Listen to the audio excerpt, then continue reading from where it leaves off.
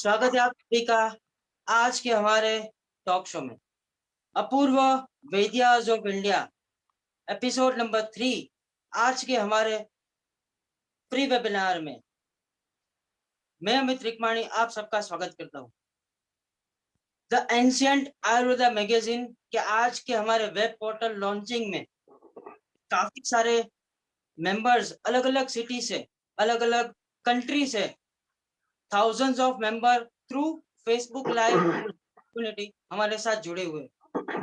हर एक पार्टिसिपेंट का हम स्वागत करते हैं।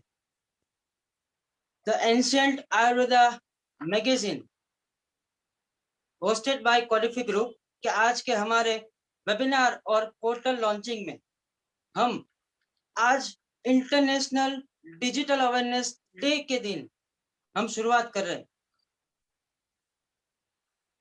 आज की हमारी बात करें तो Brains institute of design, click Branding और मिरर इमेज टॉक शो के संयुक्त उपक्रम से आज का हमारा ये टॉक शो ऑर्गेनाइज है। First of all I would like to invite Editor-in-Chief, Mr. Rushi Dave, the magazine, Ancient Ayurveda magazine. Welcome, Rushi. Thank you, Amit ji. Secondly, I would like to invite Dr. Aishwarya ji, जो assistant professor है department of अगत तंत्र, state model government Ayurvedic college Gandhinagar और हमारे को editor in chief है the ancient Ayurveda magazine. Welcome Aishwarya जी।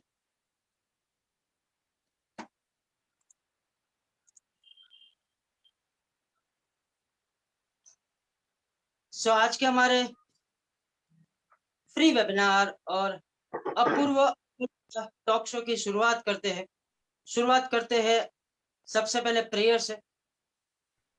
तो मैं डॉक्टर ऐश्वर्या जी को प्रेयर के लिए इनवाइट करना चाहता हूँ।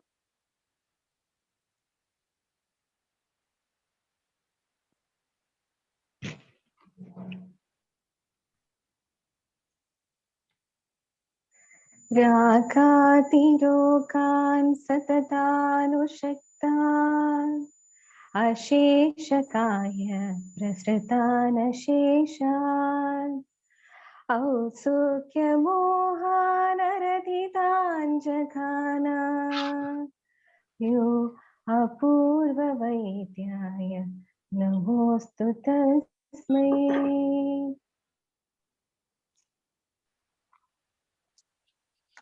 Thank you doctor Aishwarya ji. So today in this talk show, we are going to welcome our Apurva Vaidya Hitesh Jani sir.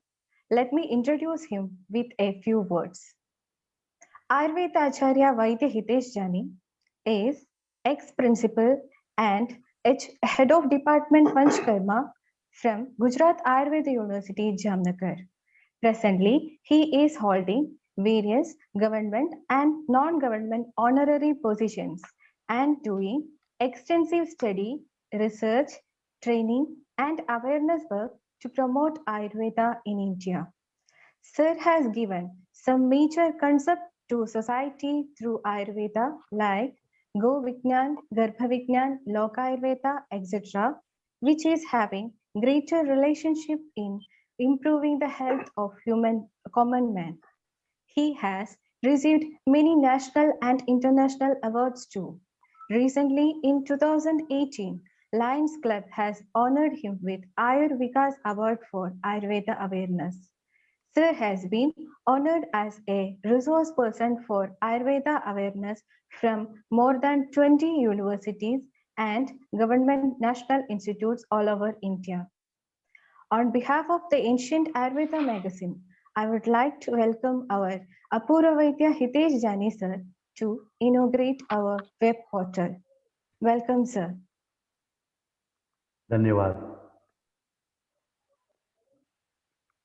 आज मुझे बहुत खुशी है, ऋषि दवे जी और अमित जी और ऐश्वर्या जी ने जो बताया उस हिसाब से आज एक हम एंशिएंट आयुर्वेद मैगजीन का एक वेब पोर्टल डिजिटल डे है, इंटरनेशनल डिजिटल डे के दिन जब शुरू हो रहा है तब मुझे बहुत खुशी होती है ये बात सुन के।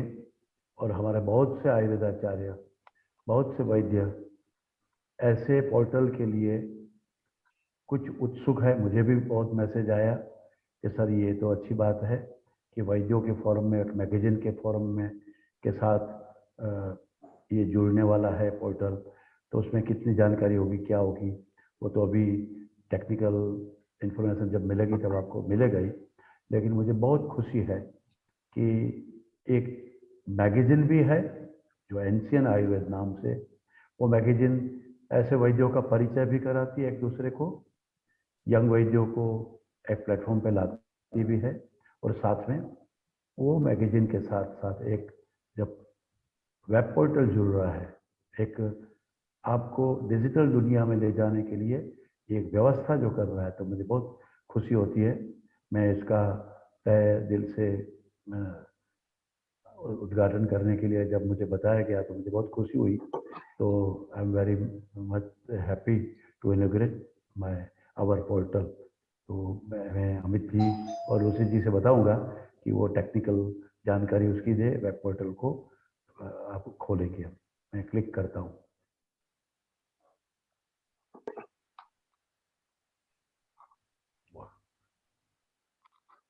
Thank you so much, sir. Great.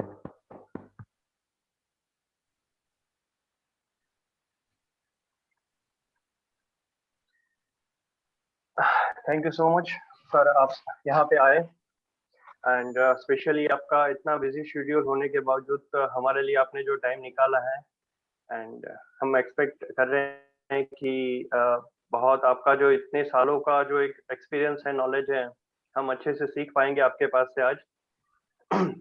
तो सर हम आज बात करते हैं वेबसाइट की। हमने एक पोर्टल लॉन्च किया हुआ है आयुर्वेद के लिए। हमारी मैगजीन जुलाई 2020 से हम लोग पब्लिश कर रहे हैं एंड अभी हमारा जो उसका सर्कुलेशन है मैगजीन का, वो 1 मिलियन अबाव हमारा सर्कुलेशन है।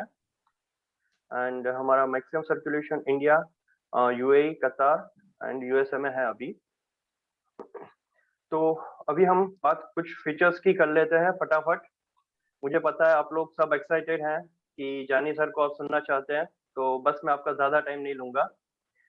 यहाँ पे हमारा वेबसाइट है, ये आर्टिकल्स सेक्शन पूरा हमने बनाया हुआ है। Different types of categories are here, Ayurveda, beauty, covid care, disease special, diabetes special, food, healthy recipes, home remedies, etc. all these are here. And यहाँ पे आप देख सकते हैं कि वेबिनार एंड टॉक शोज हमारे अभी तक के जितने भी हुए हैं, ये सारे हम यहाँ पे विजिबल आपको रहेंगे। साथ में आयुर्वेद के रिलेटेड जितनी भी अपडेट्स आती हैं, न्यूज़ हैं, वो सारी हम हमारे सोशल मीडिया और साथ में वेबसाइट में हम उसको पब्लिश करेंगे, जिससे लोगों को एक ही प्लेटफॉर्म पे सारी डिटेल्स मिल जाए। Now this is the event page. हमारी अपकमिंग जो भी इवेंट्स होगी यहाँ पे विजिबल रहेगी। अभी जो हमारा अपूर्व वैद्य सीरीज है उसकी डिटेल्स हैं, गैलरी, पॉडकास्ट अभी हमारा पाइपलाइन में है, तो mostly with in a month will publish podcast also. जितने भी हमारे आर्टिकल्स हैं वो सारे आर्टिकल्स आप यहाँ पे सुन सकते हैं पॉडकास्ट में। यहाँ पे हमारी मैगजीन की सारी पीडीएफ्स अवेलेबल हैं, तो आप यहाँ से इसको रीड कर सकते हैं।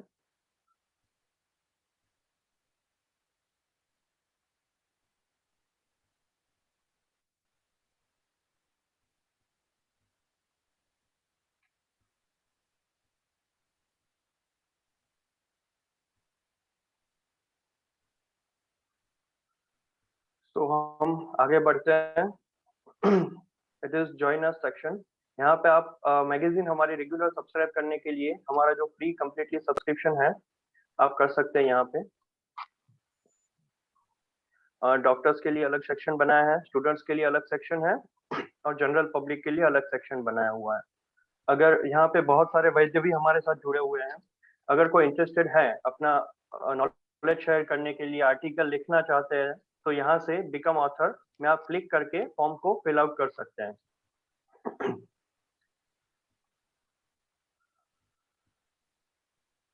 ये हमारा एडिटोरियल बोर्ड मेंबर है।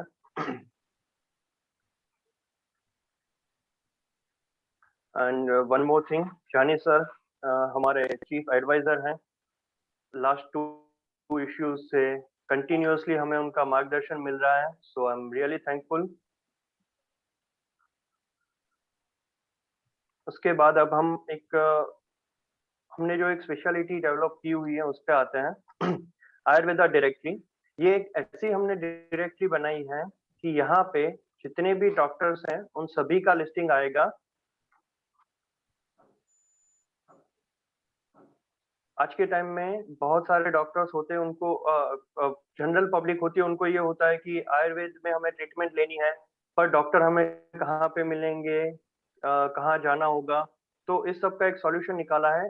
ऑल ओवर इंडिया में जितने भी डॉक्टर्स हैं, हमारी कोशिश है कि सभी को हम इंक्लूड करें इसमें। ये कंप्लीटली फ्री लिस्टिंग रहेगा हमेशा के लिए। यहाँ पे इनका रजिस्ट्रेशन नंबर भी आएगा, जिससे एक ऑथेंटिसिटी के लिए है कि कोई अदर पब्लिक नहीं है यहाँ पे। They are the actual doctors. Hospital and clinic listing है। यहाँ पे सारी हॉस्पिटल्स एंड क्लिनिक्स की डिटेल्स रहेगी। आप यहाँ पे व्यू मोड में जब भी क्लिक करेंगे तो आपको डिटेल्स उसकी मिल जाएगी। एड्रेस है, उनका लोकेशन है, contact details, everything will be there. जैसे कि आज के टाइम में स्टूडेंट्स होते हैं, तो कई जगह पे अलग अलग होता है कि कुछ कुछ कॉलेजेस आपको गूगल में सर्च करनी पड़ती है या ढूंढना पड़ता है। तो ये हमारा जो एक सेक्शन है, college, institute and university. Colleges हैं, यूनिवर्सिटीज हैं और बहुत से ऐसे इंस्टीट्यूट चल रहे हैं कि जो डिप्लोमा कोर्सेज एंड छोटी छोटी कोर्सेज करवा रहे हैं आयुर्वेद के लिए, योगा के लिए। तो उन सब की यहाँ पे आपको डिटेल्स मिल जाएगी, कि उनका एड्रेस मिल जाएगा, वेबसाइट मिल जाएगी। व्यू मोड में आपको उनकी सारी डिटेल्स यहाँ से आप कलेक्ट कर सकते हैं। ये फार्मा कंपनीज के लिए है। फार्मा कंपनीज की सेम ऐसी डिटेल्स आएगी डायरेक्टरी में पूरी। Resorts and health spa listing है यहाँ पे, आप जैसे देख सकते हैं यहाँ पे उनकी डिटेल्स यहाँ पे रहेगी। Photographs and everything will be here.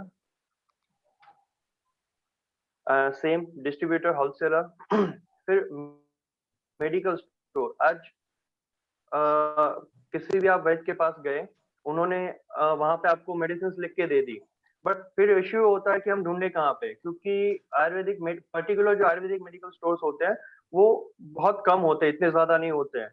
तो यहाँ पे आपको सिटी वाइज सारा फिल्टर्स मिल जाएगा, सिटी वाइज, स्टेट वाइज, कि आपको कहाँ पे कौन सा एड्रेस है, कहाँ पे मेडिकल स्टोर्स अवेलेबल है जहाँ पे आपको आयुर्वेदिक मेडिसिन मिलेगी।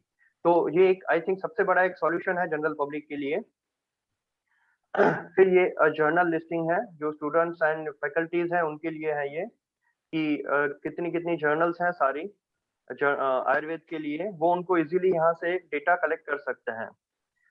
साथ में कई कंपनीज को होता है कि हमें एम्प्लॉयज चाहिए, या कोई रिसोर्ट्स हैं, क्लिनिक है, हॉस्पिटल है, उनको स्टाफ की नीड रहती है continuously, so they can post here. And parallelly जो फ्रेशर्स हैं या फिर एक्सपीरियंस पर्सन है, वो लोग अपना यहाँ पे रिज्यूम पोस्ट कर सकते हैं। तो we will act as a intermediate here and we will collaborate the company and the candidate. तो इस हिसाब से हमारा पूरा एक हमने पोर्टल बनाया है, एंड आगे भी हमारी इसमें अपडेट्स जारी रहेगी। Thank you so much for giving your time.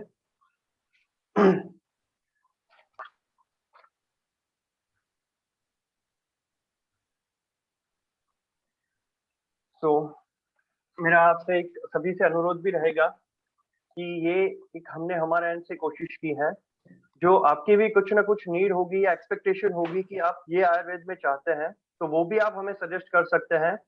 हमारी स्ट्रेटेजी टीम है, उनके साथ हम आपके सजेशंस डिस्कस करके हम क्या आगे इम्प्लीमेंट कर सकते हैं, वो भी हम देखेंगे कि ज्यादा से ज्यादा हम आयुर्वेद कम्युनिटी में क्या सर्व कर सकते हैं।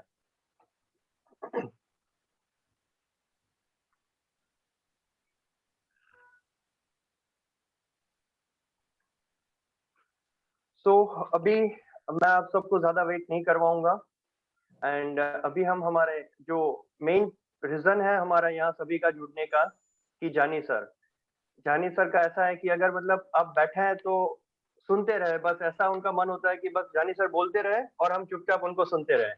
मेरा पर्सनल एक्सपीरियंस रहा है जब उनसे मिला हूं तब। तो Jani sir, most welcome to the talk show. जी एंड अभी हम आपसे एक क्वेश्चन करना चाहेंगे कि आपका सर इतने सालों का एक्सपीरियंस रहा है, I think more than 40 years, and you have treated more than 40,000 patients for your clinical experience, if I am not wrong. या जी सर। एंड साथ में आप कॉलेज में भी as a principal and HOD रहे हुए हैं। तो सर एक आपका इतना एक्सपीरियंस रहा है 40 सालों का, उससे आपका एक पॉइंट ऑफ व्यू क्या है आयुर्वेद के लिए कि व्हाट इज आयुर्वेद? सभी लोगों का एक्चुअली अलग अलग होता है। कोई कहते हैं कि ये लाइफस्टाइल है, कोई कहते हैं कि it is just a treatment, some says it is science. तो आपका पर्टिकुलर आयुर्वेद के लिए क्या पॉइंट ऑफ व्यू है?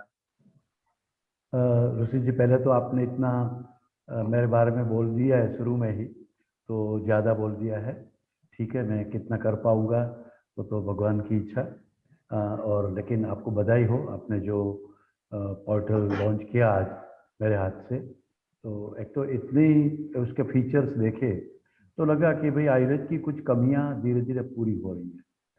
जो आज से 40 साल पहले जब मैंने एज ए ट्यूटर मेरी कैरियर शुरू की थी, तब से तय किया था कि मैं एक ही इंस्टीट्यूट में रहूँगा, जहाँ जो मेरी पेरेंट इंस्टीट्यूट या मेरी मदर इंस्टीट्यूट जहाँ मैं पढ़ा हूँ वहीं मैं सेवा करूँगा, वहीं मैं काम करूँगा, आयुर्वेद का ही काम करूँगा। तो कहीं भी जाना नहीं था, तय था। मुझे चाहे छोटी भी पोजीशन मिले, मेरे भगवान की दया है या उनके भी भाग्य है या उनकी भी मेहनत होगी, मेरे 2 स्टूडेंट्स वाइस चांसलर बने, 2-3 को पद्मश्री मिला है। तो वो मेरे लिए बहुत बड़ा आनंद का विषय है कि एक आज जो भारत सरकार के आयुष सेक्रेटरी है तो वो पद्मश्री है और मेरे वाइस चांसलर भी थे, लेकिन मुझे गौरव है कि मुझे उनको पढ़ाने का मौका मिला। तो एक बड़ा आनंद का विषय 40 साल तक रहा। आपने जब पूछा कि आयुर्वेद को मैं क्या मानता हूँ या मुझे आयुर्वेद क्या लगता है, तो मुझे तो लगता है वो तो ज्ञान का सागर है। आयुर्वेदयति बोधयति इति आयुर्वेद, साइंस ऑफ लाइफ है।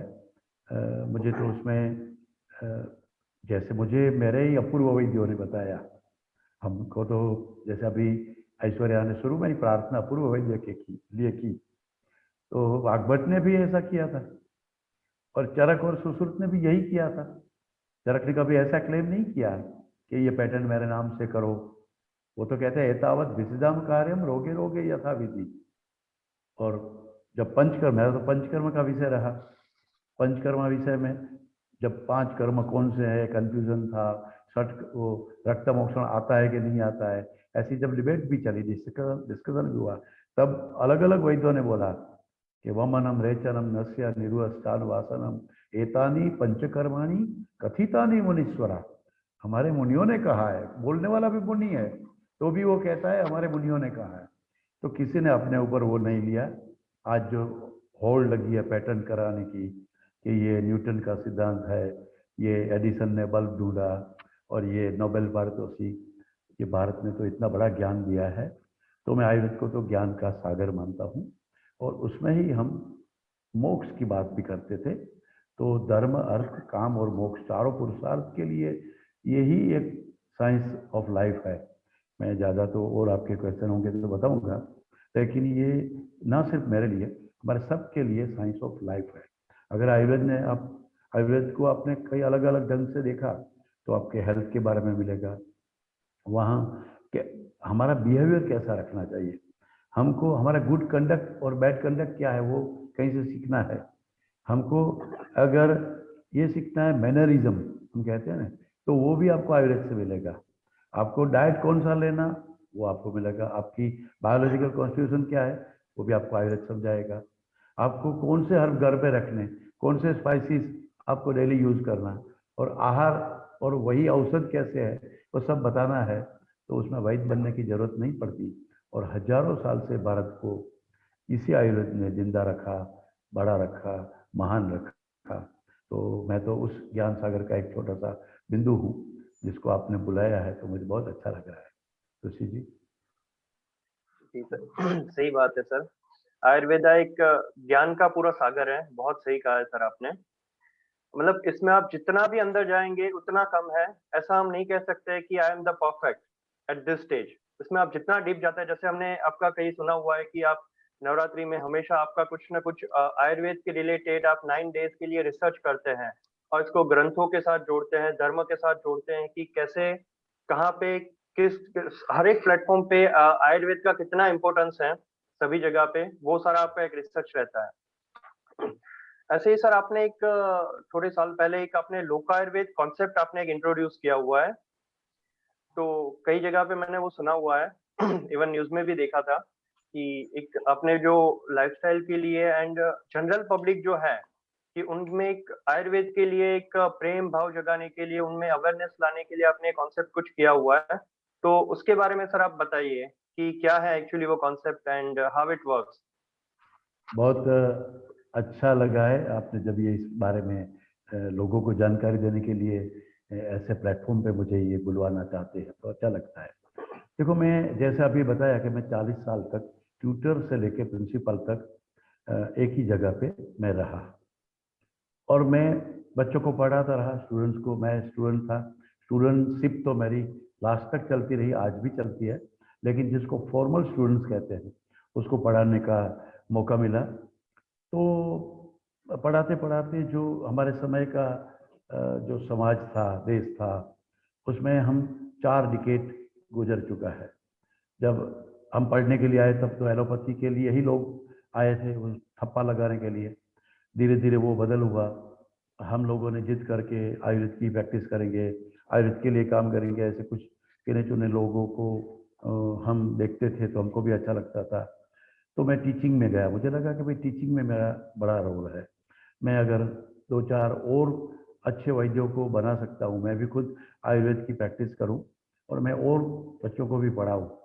तो मेरे गुरु से मैंने आज्ञा ली, श्री पी शुक्ल जी मेरे गुरु, जो मेरे अपूर्व वैद्य, जिससे मैंने ये शिक्षा प्राप्त की, जो राष्ट्रपति के ही सलाहकार थे, हमारे डीन थे, हमारे सब सिलेबस उन्होंने बनाए। तो उनसे आज्ञा प्राप्त करके मैं टीचिंग में आया। लेकिन जिस तरह से मैं जब रिटायरमेंट की ओर आया, no doubt retired but not tired, तो वो तो एक समय होता है, इंस्टीट्यूट से जाना होता है, फॉर्मली विदाई सबको लेनी होती है। तब मुझे एक लगा कि भाई अभी तक हम जो बात कर रहे थे वो सब श्लोकायुर्वेद की बात करते थे, एकेडमिक की, करिकुलम की, सिलेबस की, एग्ज़ाम की, फिर पास होना, परिणाम देना, रिसर्च करना, हॉस्पिटल चलाना। तो हम भी वही वेस्टर्न मेडिकल सिस्टम के पार्ट जैसे हम जा रहे थे। तो हालांकि अच्छा था, आयुर्वेद तो अच्छा ही है, मैंने ज्ञान का सागर बोला, तो वो मैंने उसको नाम दिया श्लोकायुर्वेद। तो श्लोकायुर्वेद के लिए तो बहुत काम किया, लेकिन जो मेरे अपूर्व वैद्य, जिसको आपने इतना बड़ा नाम दिया है, जो महर्षि चरक ने, कैसे लोगों के सामने वो विषय रखा होगा उस समय जब इंस्टीट्यूशनल एकेडमिक प्रोग्राम बनाना शुरू हुआ था। ऐसे समय में घर घर में कैसे हल्दी पहुंच गई, घर घर में कैसे स्पाइसेस पहुंच गए, घर घर में कैसे तुलसी पहुंच गई, घर घर में कैसे हेल्थ रह गया। तो चरक ने, सुश्रुत ने, वाग्भट ने, हमारे जो अपूर्व वैद्य, हमारे जो ऋषि मुनियों ने जो काम किया, वो एकेडमिक तो किया ही किया, लेकिन उन्होंने लोगों को आयुर्वेद समझाया, बताया हेल्दी लाइफस्टाइल क्या है, जीवन शैली कैसी रखो। और जो आज बहुत नितांत आवश्यक है, वेस्टर्न इन्फ्लुएंस में हम लोग जिस तरह से विकास के पीछे भाग रहे हैं, उसमें हमने हमारा हेल्थ खो दिया है। हमने विकास के नाम पे ऐसी चीजें हमारे शरीर में डालनी शुरू की है, प्रोग्रेस के नाम से, विकास के नाम से, डेवलपमेंट के नाम से, मॉडर्न सो कॉल्ड मॉडर्नाइजेशन के नाम से हम वेस्टर्नाइज हो रहे हैं। और वेस्टर्न ने हमको क्या दिया है? Diabetes, blood pressure, BP, thyroid, PCOD. तो ये एलएसडी है, लाइफस्टाइल डिसऑर्डर है। तो लाइफस्टाइल ठीक नहीं रही और बड़े बड़े हॉस्पिटल्स बना रहे हैं, एम्स हर जिले में हो रहा है, हमारे सब नेता लोग बोल रहे हैं कि हर जिले में मेडिकल कॉलेज शुरू करेंगे। तो डॉक्टर बढ़ रहे हैं, रिसर्चेस बढ़ रहे हैं, फार्मास्यूटिकल कंपनियां आ रही है, लेकिन रोग भी बढ़ रहे हैं, कोई हेल्दी नहीं दिख रहा है। तो फिर कुछ आरोग्य का, स्वास्थ्य का चिंतन जो मेरे पूर्व वैद्यों ने किया था, मेरे एंसेस्टर्स ने, जो हमारे ऋषियों ने किया था, वो उसमें कुछ बदल करना पड़ेगा। तो लोगों के बीच में सीधा जाना पड़ेगा, उसको स्वस्थ रखना है, उसको हेल्दी लाइफस्टाइल के बारे में समझाना है। मैं समझाना यानी तो फिर से समझाना है, मुझे कोई नया नहीं करना है। तो मैंने श्लोका आयुर्वेद से अब मैंने टर्न किया लोक आयुर्वेद में। तो classical knowledge in contemporary style लोगों को आज के कैसे देना है, कॉर्पोरेट को अपनी लाइफस्टाइल कैसी बनानी है, उनकी अपनी एक स्ट्रेस वाली जिंदगी होती है, तो उनको भी हेल्दी रखने के लिए क्या करना, तो उसके हमने एक प्रोग्राम बनाया है। मैं CISF में जाता हूँ, सेंट्रल इंडस्ट्रियल सिक्योरिटी फोर्स ने मुझे काम दिया है। तो हर एयरपोर्ट के जो सिक्योरिटी स्टाफ है, हर जो सेंट्रल गवर्नमेंट के सिक्योरिटी के, तो उनको पूरा दिन खड़ा रहना होता है, उनको पूरा दिन राइफल मतलब अपना अपना हैवी वो काम करना पड़ता है। तो उनके फूट मसाज कैसे करना, उनको हेड इंजरी ना हो, उनको पूरे दिन में हड्डियों में जोर आता है, तो उनकी लाइफस्टाइल, उनका फूड कैसा होना चाहिए। तो मैं CISF की, आर्मी की, BSF की कैंटीन में फूड कैसा उनका होना चाहिए, ऋतु के हिसाब से, दिनचर्या के हिसाब से, उनकी स्पेशल लाइफस्टाइल के हिसाब से, तो वो गाइड करता हूँ। बच्चों को किस तरह से देना चाहिए उनकी लाइफस्टाइल। आज बस कोई भी पैकेट दे देना, कुछ भी दे देना, स्कूल में जो नाश्ता मिले, ब्रेकफास्ट मिले, मम्मियाँ भी इस तरह से भाग दौड़ में, वो भी जॉब में जा रही, बच्चों को भी सुबह सुबह भागना होता है, तो पैक फूड देते हैं, या तो घर में भी बाहर से ला के करके देते हैं। तो बच्चे बीमार हो रहे हैं, बूढ़े बीमार तो नहीं थे, लेकिन आज हो रहे हैं, ये कॉरपोरेट स्ट्रेस में जी रहे हैं। तो उन लोगों के लिए एक अलग अलग प्रकार की लाइफस्टाइल का जो पैकेज जो आयुर्वेद ने बताया, उस तरह उनको एक अपनी स्टाइल में देने की एक मैं जो कोशिश कर रहा हूँ। उसके तो बहुत वर्जन है, हेल्दी लिविंग के भी हम क्लासेस चलाते हैं। मेरे यहाँ अगर मेरी विजिट करेंगे lokaayurved.com या हमारी वैद्यगर विहार कभी जामनगर पधारिए, मैं तो सब डॉक्टर्स को सबको इनवाइट करता हूँ कि आप आइए। कैसे दिनचर्या सुबह से लेकर रात तक ब्राह्मण मूर्ति उत्तिष्ठे और कॉपर के ग्लास में पानी पीना, तो वो कैसे पीना, क्यों पीना, उसका साइंटिफिक समझना, और कैसे ऑर्गेनिक फूड खाना। हमारा जो मड हाउसेस बनाए, वहाँ ना सीमेंट है, ना प्लास्टिक, ना स्टील है। काउ कडलिंग तो आज कडलिंग के नाम से बात करते हैं, लेकिन वहीं गौशाला है, वहीं यज्ञशाला है, वहीं योगशाला है। तो बड़ा एक जीने का भी तरीका, 2-3 दिन के हम कोर्सेज चलाते हैं, विदेश से भी लोग आते हैं। गुजरात टूरिज्म ने और ख़ास करके वेलनेस टूरिज्म का मुझे एडवाइज़र बनाया है। तो ये काम हम और भी रिसोर्ट्स में उनके शेफ को, उनके स्टाफ को, और वैसे तो रिसोर्ट है लेकिन क्या खाना खिलाते हैं, वही विरुद्धाहार, वही जिससे हम बीमार हो रहे हैं। तो उस रिसोर्ट में गुजरात टूरिज्म ने हमको काम दिया, तो बहुत से ऐसे मॉड्यूल बनाए। वैदिक कुक बुक अभी उनकी पब्लिश होने वाली है गुजरात टूरिज्म की। तो इस तरह से लोगों का आयुर्वेद वैद्यों का नहीं है ज़्यादा, हमने इसको कैप्चर करके रख लिया है। तो मैं समझता हूँ वैद्यों का तो है, लेकिन वैद्यों की जिम्मेदारी लोगों के पास ले जानी है। तो आप कभी lokaayurved.com वेबसाइट पे विजिट करेंगे तो और जानकारी मिलेगी। मुझे लगता है मेरी जो अभी लास्ट इनिंग जो है, जिसमें मुझे और काम करना है, तो लोगों के स्वास्थ्य के लिए काम करना है। जो मेरे अपूर्व वैद्य ने जो किया था वो मैं कर रहा हूँ। ऋषि जी। Great, sir. Yes, sir. Great to hear all these things. It was a new concept to Ayurveda also. Sir, we are indebted to you for your appreciative works done during COVID pandemic, particularly Yes, sir. about the project Ayurveda Panchgavya COVID Management Protocol. तो आप थोड़ा उसके बारे में। जी, मुझे बहुत अच्छा लगा जब कोविड आया तो लोग भाग रहे थे, लोगों को डर लग रहा था, और डर में मीडिया, नेता लोग, बड़े बड़े लोग उसमें शामिल थे। वेस्टर्न फार्मा लॉबी ने या वैक्सीन लॉबी ने बहुत बड़ा एक काम किया जो पिछले 100 साल में नहीं हुआ, ऐसा काम हुआ। लोगों को बहुत हैरेसमेंट हुआ, आज भी वो बंद नहीं हुआ है। लेकिन उस समय जो गत साल की आप अगर बात करें, उससे अगले साल की बात करें, तो लोग भाग रहे थे, डर रहे थे। हमने तो पहले ही दिन प्राइम मिनिस्टर को पत्र लिखा, हमने बहुत लोगों को बताया कि भाई ये तो पैंडेमिक को हम जानते हैं आयुर्वेदाचार्य, हमने देखा नहीं है पैंडेमिक। मेरी उम्र तक 60 साल से पहले आया था स्पेनिश फ्लू 100 साल में, तो वो तो WHO ने भी नहीं देखा है। WHO की भी आयु से 70 ईयर है। तो दुनिया की कोई लोगों ने, आज जो जिंदा लोग हैं, किसी ने भी पैंडेमिक नहीं देखा था। ऐसा ये अगर पैंडेमिक है, बहुत लोग तो उसको प्लैंडेमिक बोलते थे और कुछ हद तक वो सही भी है, लेकिन उस पैंडेमिक के चलते बोल दिया कि भाई भारत में लोग पार्लियामेंट में डिजास्टर एक्ट लगा कि आप, और पैंडेमिक एक्ट लगा, आप कुछ नहीं बोल सकते आयुर्वेद आचार्य, आयुर्वेद से ठीक नहीं हो सकता, ये कोरोना को ट्रीट करना है तो एलोपैथी ही करेगा। ऐसे वेस्टर्न ताकतों ने हमारी सरकारों के ऊपर कब्जा किया। तब हमने किया कि भाई हमको करने दीजिए, बहुत वैद्यों ने किया, तो प्रिवेंटिव साइड में काम करने का बहुत मौका मिला, वो तो किया ही, लेकिन मैंने नहीं, हम क्यूरेटिव साइड में काम करेंगे।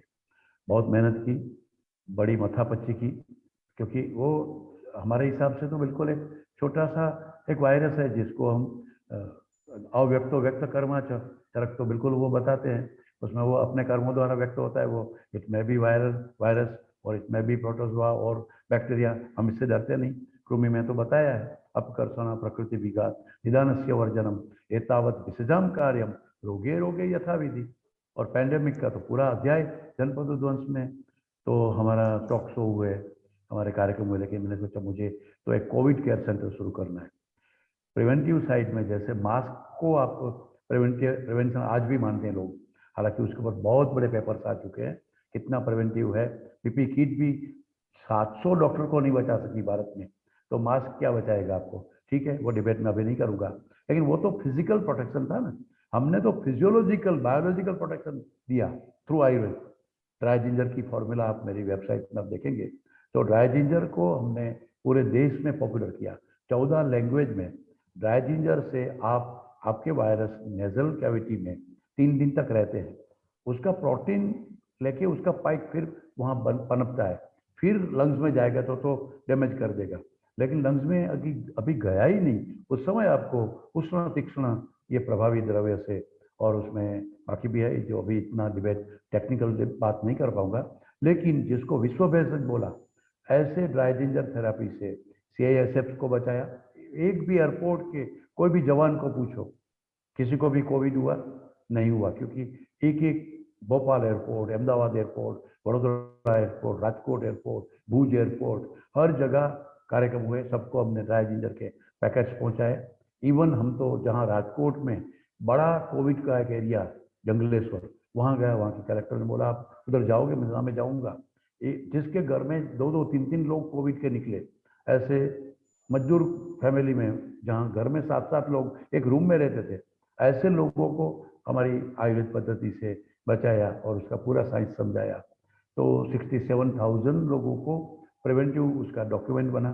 इंडियन इंस्टीट्यूट ऑफ मैनेजमेंट ने उसके ऊपर थर्ड पार्टी इन्वेस्टिगेशन करके सर्वे रिपोर्ट बाहर निकाला, तो बहुत लोगों को लगा, और बड़ी इंस्टीट्यूट्स ने, इवन दूरदर्शन ने, आकाशवाणी ने उसको बहुत रिलीज किया।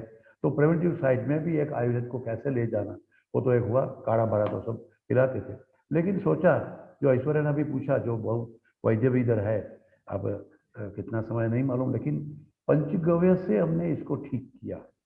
Panchagavya is immunomodulatory property in Ayurveda. पंचगव्य से आप इम्यूनोमोड्यूलेशन कर सकते हैं, आफ्टर ऑल आपकी इम्यूनिटी कम है इसलिए वायरस इफेक्ट करता है ना। तो इम्यूनाइजेशन और वैक्सीनेशन के नाम से ये जो चल रहा है, तो हमने हमारा पूरा, मेरा बहुत सालों का काम है, आगे मैं उसी अगर बात करेंगे तो मैं गो विज्ञान की जरूर चर्चा करूंगा, लेकिन बहुत सालों से रिसर्च करने के बाद पता चला, जो हम शास्त्रों में तो लिखा है, लेकिन हमने ट्रायल करवाए उसके, तो पंचगव्य के ग्रेन्यूल्स बनाए और उसका एक बड़ा हॉस्पिटल राजकोट में शुरू किया। शुरू में तो मुझे परमिशन नहीं मिल रही थी, लेकिन उस समय के मुख्यमंत्री माननीय विजय भाई रूपाणी को पर्सनल रिक्वेस्ट किया, संघ के RSS के लोगों ने भी बहुत हमारे सपोर्ट किया मुझे, नेशनल लेवल के चीफ लोगों ने, और राजकोट में एक बड़ा अच्छा सा शतम कोविड केयर सेंटर शुरू हुआ।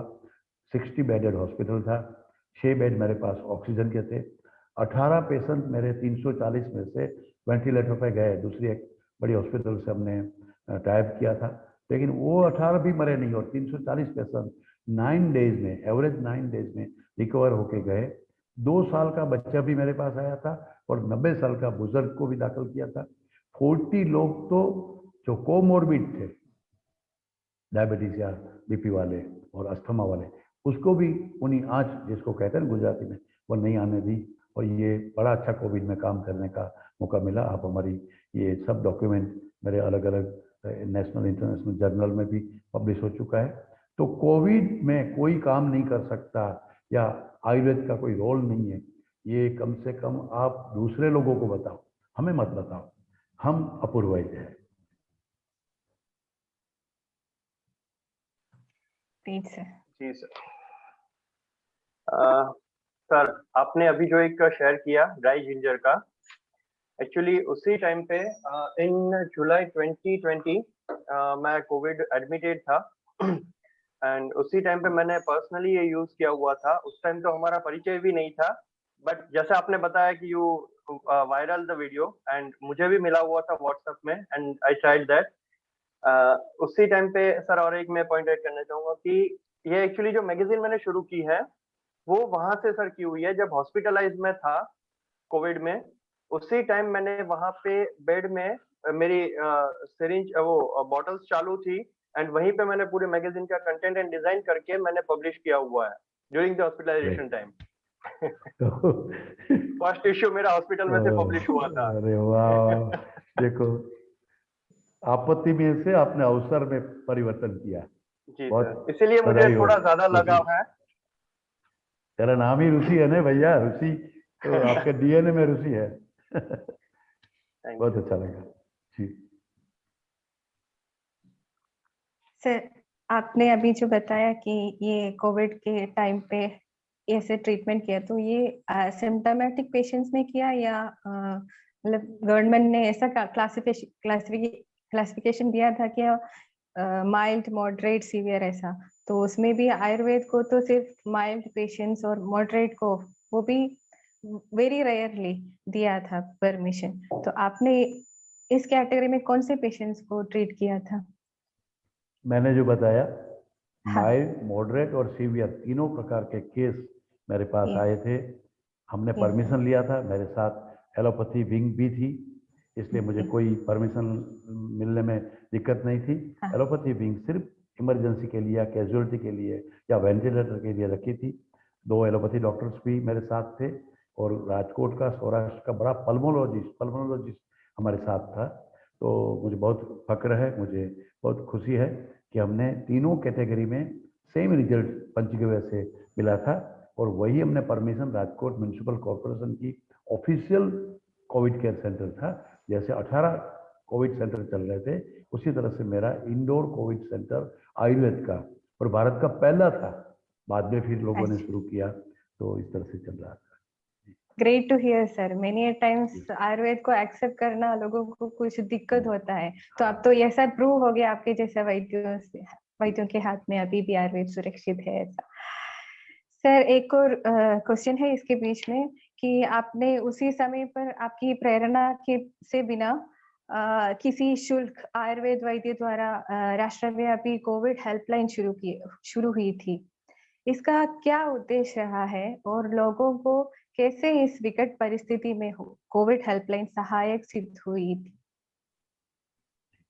ऐश्वर्या, ऐसा था, अभी ये बात करते हुए रोमांच उत्पन्न होता है क्योंकि लोग जब डर रहे थे, ऑक्सीजन नहीं मिल रहा था, क्यू में एम्बुलेंस थी, आदमियों के पास कहाँ जाना वो कंफ्यूजन था, व्हाट्सएप पे कुछ ना कुछ आता रहता था और डॉक्टर्स ऐसे पैसा बनाने में लग गए थे। कोई भी डॉक्टर हो, उस समय लालच, शुरू समय डॉक्टर डर गए थे, लेकिन जब पता चला कि ये तो मौका है और जिस तरह से लूट मच रही थी हर प्रकार की, अब वो ऑक्सीजन सिलेंडर की भी लूट थी, रेमडेसिविर के लिए भी क्यू थी, तो उस समय लगा कि भाई मेरा आयुर्वेद क्या कर सकता है, मेरा आयुर्वेदाचार्य क्या कर सकता है, हम वैद्य क्या कर सकते हैं। मैंने कुछ, मेरे आयुर्वेद व्यासपीठ के, मैं उसका स्टेट का प्रेसिडेंट हूँ, तो मैंने मेरे वैद्यों के बीच में बात रखी कि हम कुछ कर पाएंगे, तो कि नहीं सर आप गाइड करो, हम करेंगे ही। और फिर हमने एक छोटी हेल्पलाइन जामनगर में शुरू की, तो घर में जाना है तो भी जाएंगे, हमारे क्लिनिक में आओ, हम फ़ोन पे करेंगे। तो लॉकडाउन में जाना मुश्किल था तो ऑनलाइन कर सकते थे। जामनगर में शुरू हुआ, तो फिर राजकोट में, तो मैं कोविड हॉस्पिटल चलाता था, तो राजकोट में लोगों को इकट्ठा किया, तो राजकोट में शुरू, फिर लगा कि नहीं ये स्टेट लेवल की बनाए, तो स्टेट लेवल के लोगों को और उसमें से फिर लोगों का इतना रिस्पॉन्स मिला, तो नेशनल लेवल पे हमने 23 स्टेट में, भारत के 23 स्टेट के 350 वैद्य को इकट्ठा किया और उनकी पूरी लिस्टिंग स्टेट वाइज, जो अभी जैसे उसी ने बताई ना कि अगर कोई कर्नाटक में कोई बीमार है तो और बेंगलोर टाइप करेगी तो डॉक्टर शुभमंगला आचार्य का नाम आ जाएगा, और शुभमंगला आचार्य को तो कभी भी फोन कर सकता है। उन्होंने टाइम भी दिए थे, ज़्यादातर लोगों ने तो राउंड द क्लॉक 24/7 ही बताया था, फिर भी जो जो अपने अपने टाइमिंग थे उस हिसाब से टाइम दिया था। तो वो विदाउट एनी पेनी चार्ज वो बिल्कुल फ्री आयुर्वेदिक ट्रीटमेंट देते थे, उससे बात करते थे। और हमारे एक हमने कोविड किट बनाई थी, जो पूरी किट राष्ट्रीय कामधेनु आयोग और गुजरात स्टेट आयुष द्वारा, साइंटिफिक कमेटी द्वारा वो पूरा प्रोटोकॉल को अप्रूव किया गया था। वो किट, उसको किट बेचते थे। इवन पोस्ट कोविड केयर भी, प्रिवेंटिव किट, जब मोदी जी ने आत्मनिर्भर भारत का स्लोगन दिया तब हमने एक प्रिवेंटिव किट कोविड की बनाई, फिर कोविड केयर कोविड की ट्रीटमेंट की किट और पोस्ट कोविड इलनेस की भी किट बनाई। तो ये मेरे 350 वैद्य 23 स्टेट में, आप अभी भी लोकायुक्त की वेबसाइट में जाएंगे तो वो पोर्टल पड़ा है, वो एक बुलेट है, आप वो देखेंगे तो सब वैद्य के नाम और उस समय सबने काम किया। उसको आकाशवाणी ने एक दिन में 7 बार मेरा इंटरव्यू टेलीकास्ट किया कि ये ऑनलाइन आपको सेवा है। आकाशवाणी, दूरदर्शन सब ने टेलीकास्ट किया, हिंदी में, इंग्लिश में और इवन गुजराती आकाशवाणी न्यूज़ में भी ये हुआ। तो एक अच्छा मौका था जब आयुर्वेदाचार्य को कोई बात नहीं कर रहा था, पूछ नहीं रहा था, और एलोपैथी की बोलबाला थी और लोग डर रहे थे दवाई से फायदा हो या ना हो, लेकिन उधर भाग रहे थे। तब हम बचाने की कोशिश में हमारा जो ज्ञान है, हमारा जो एक्सपीरियंस है, वो सबको दे रहे थे। तो एक बड़ा अच्छा आनंद का विषय हम लोग को इसमें मिला। Very great, sir. It was really helpful, sir.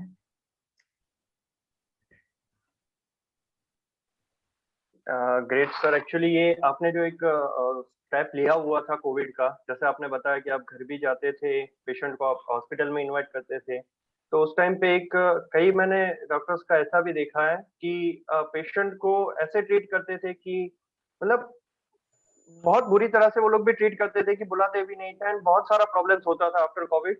But आपने जो एक इनिशिएटिव किया हुआ, बहुत अच्छा किया है। And Covid helpline actually sir उसमें भी हेल्पफुल है कि मेंटली भी लोगों को रिलैक्सेशन मिलता है। जो उस टाइम एक मेंटल ब्रेकडाउन होता है ना कोविड में, वो सबसे ज्यादा होता है, क्योंकि मैं मेरे पर्सनल एक्सपीरियंस से बता रहा हूँ। तो वो ब्रेकडाउन में से जो आपको एक बाहर आना है ना, तो वो हेल्पलाइन जो आपकी है बहुत अच्छी रहती है उस चीज में। जी सर। एंड सर दूसरा ये था कि आपके जो इतने डॉक्टर्स आपके साथ रहे हैं थ्रू आउट द कोविड में, तो उन सभी का मैं आह्वान करता हूँ कि उनका सभी का हम वेबसाइट में भी लिस्टिंग कर सकते हैं, कि जिससे लोगों को 24 आवर्स मतलब डेटा अवेलेबल रहे कि कहाँ पे कौन से डॉक्टर से कंसल्ट करना है, कहाँ पे रहेंगे। तो सभी के लिए मेरा आह्वान है, वेबसाइट में आप कर सकते हैं, रजिस्ट्रेशन फ्री ऑफ कॉस्ट है पूरा। दूसरा सर, अभी एक आप जो बीएसएफ के लिए आपने अभी एक बताया हुआ था, पॉइंट डिस्कस किया था लास्ट क्वेश्चन में, तो उसमें सर आप, मैंने सुना हुआ है कि आप बॉर्डर एरियाज में आप जाते हैं एंड वहाँ के जो विलेजेस हैं उनको वहाँ पे आप सिखाते हैं कि हेल्दी लाइफस्टाइल कैसे जीनी है। एंड इसी तरह से आपका एक जो पूरा पायलट प्रोजेक्ट चल रहा है, भारतीय जीवन शैली, तो उसके बारे में सर आप बताएं कि वो क्या है एक्चुअली प्रोजेक्ट, एंड लोगों को डे टू डे लाइफ में ये प्रोजेक्ट कैसे हेल्पफुल हो सकता है। और इसमें ऐसा भी कुछ है सर कि आप गवर्नमेंट के साथ में इसको आप कोलैबोरेट करने वाले हैं ये पायलट प्रोजेक्ट को। जी, मैं अभी वही बॉर्डर में हूँ। आपने जो बताया, तो मैं तो कनेक्टिविटी जाए नहीं, इसलिए मैं अभी एक वर्मा नगर जो जीएमडीसी का माइंस है वहाँ में आया हूँ।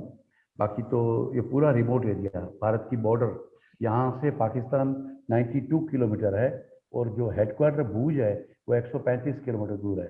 तो पाकिस्तान में जल्दी पहुँच सकता हूँ, इतना बॉर्डर के मैं अभी रहता हूँ। लेकिन बॉर्डर, भारत की इस बॉर्डर में जहाँ मैं अभी हूँ, कच्छ की बॉर्डर में, वहाँ बहुत आरोग्य की सुविधा नहीं है। हम चाहे कितने भी बात करें, बड़ी बड़ी बातें करेंगे, हम अहमदाबाद में हम चेन्नई में, हम बेंगलोर में, हम मुंबई में तो बड़ी हॉस्पिटल खड़ी कर रहे हैं। हम हर जिले के हेडक्वार्टर में मेडिकल कॉलेज शुरू करना चाहते हैं। बधाई हो उनको ऐसी सोच को, तो क्योंकि उनके मन में भी अच्छा होगा ऐसा मानते हैं।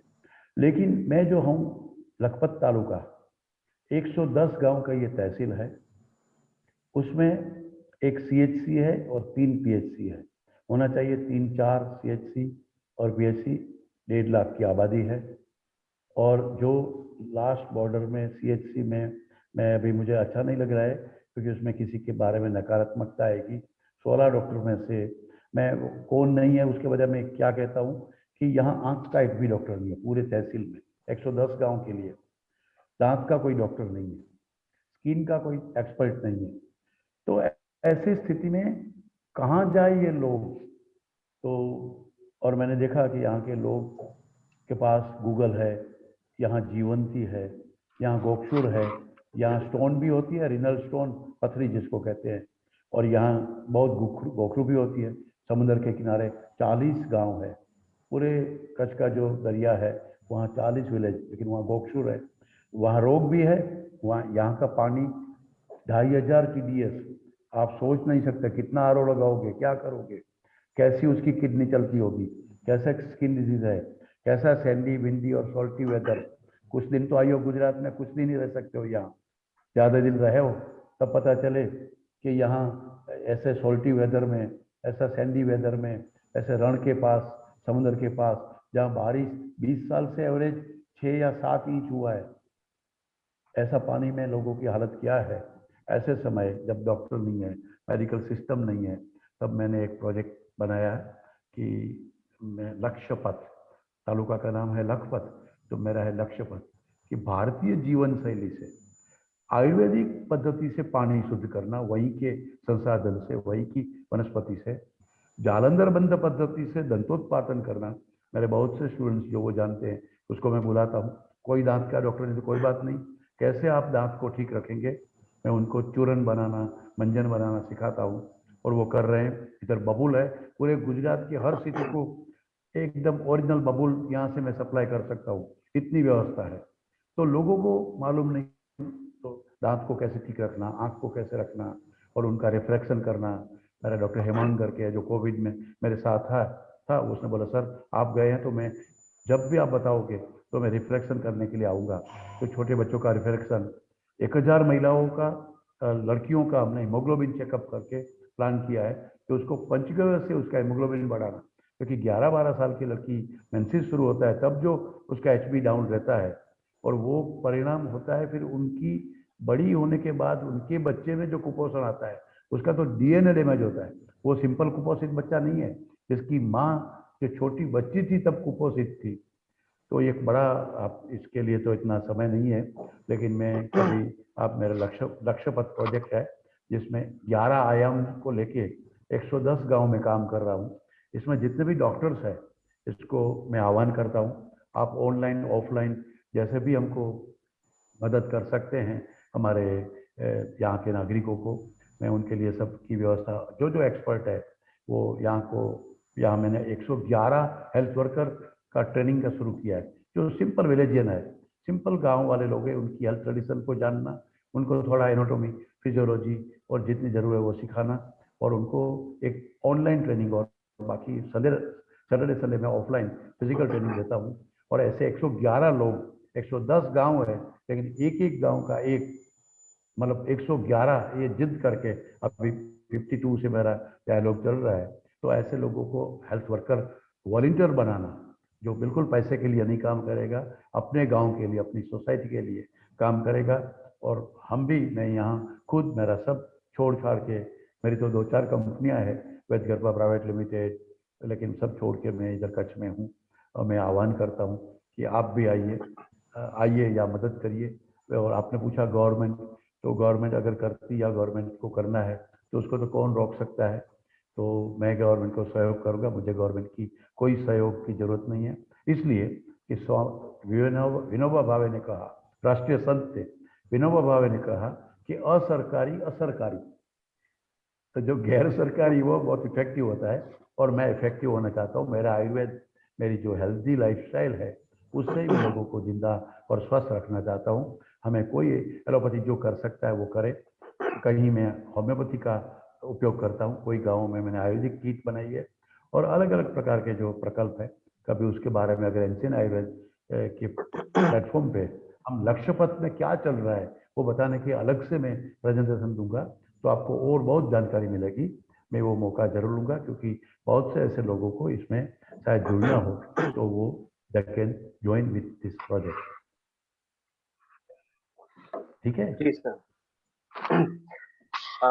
सर, ये एक्चुअली आपका जो डेडिकेशन है तो आपको इसीलिए हमने अपूर्व वैद्य किया है कि आप ना दिन देखते हैं ना रात देखते हैं। It is a pure love for the Ayurveda. आपको मैंने बहुत बार कॉल भी किया मिलने के लिए, बट आपका वही होता है कि ऋषि मैं आज जामनगर में आधे दिन के लिए हूँ या एक दिन के लिए, बाकी मैं बॉर्डर पे हूँ। तो you are like Ayurvedic soldier. Sir, एक और एक कमेंट भी आई हुई थी हमारे लिए, जो आपने अभी बताया उसके लिए कि इफ आयुर्वेदा टीच स्वास्थ्य जीवन to the public there will be a very few patient. Actually ये बहुत अच्छी की है वेंकटा राव जी ने, जो अभी आप कर रहे हैं कि लोग अगर आयुर्वेद को अच्छे से एक्सेप्ट कर लेते हैं अपनी जीवन शैली में तो बहुत सारे डिजीज एंड जो प्रॉब्लम्स है उसमें से बाहर निकल सकते हैं लोग।